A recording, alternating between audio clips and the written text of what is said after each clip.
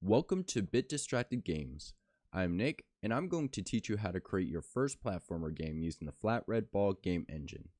FlatRedBall will also be referred to as FRB. This tutorial is for beginners and/or experienced game dev users who never used FRB before. I won't go through all the bells and whistles this powerful 2D game engine provides, but I will help you get started on implementing basic features that are common in most platformer games. This tutorial series does assume you already have FlatRedBall installed on your computer. If not, I will leave a link in the description.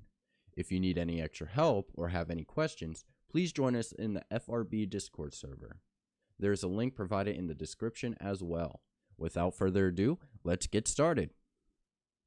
Locate where you installed FlatRedBall. It will take a minute for it to load. When you first open FRB, you can see there's not much going on, but trust me, there will be once we get started. Let's go ahead and click on this big Create New Project button and a window will pop open. The only two things you need to worry about right now are project name and location. We can also uncheck Add, Get, Ignore. Everything else is irrelevant to us as we are creating our very first game. You can name your project anything you would like. I'm going to name it Platform. I already have set the location of where I want my project to be. Take the time now to select the location for your project. Now that we have our basic project info set up, let's create our project.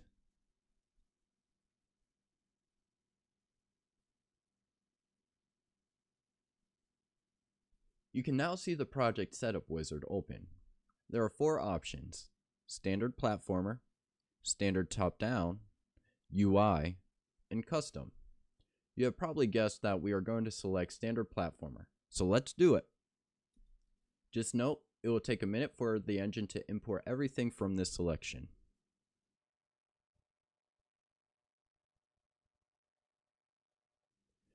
And there, you have just created your first game in FlatRedBall. I'll show you what I mean in a minute. Right now, I want to point out the engine has a lot going on, especially in this Explorer window. Don't be overwhelmed though. As you explore, ask questions, watch these videos, and struggle through your own dev challenges, you will learn. For the sake of this tutorial though, I just want to show you how easy it is to use FlatRedBall to start your game dev journey. You might be asking yourself, where's the game? If you look at the top of the screen, you can see a play button with the text Level 1. If you click that or press F5 on your keyboard, the game will load with built-in assets and common game mechanics, specifically moving left and right along with jumping.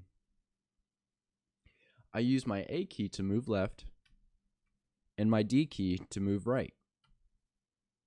I can use my spacebar to jump as well.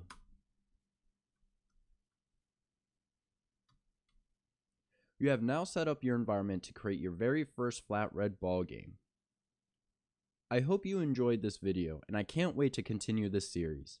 If you need any help, feel free to reach out in the FlatRedBall Discord server or leave a comment.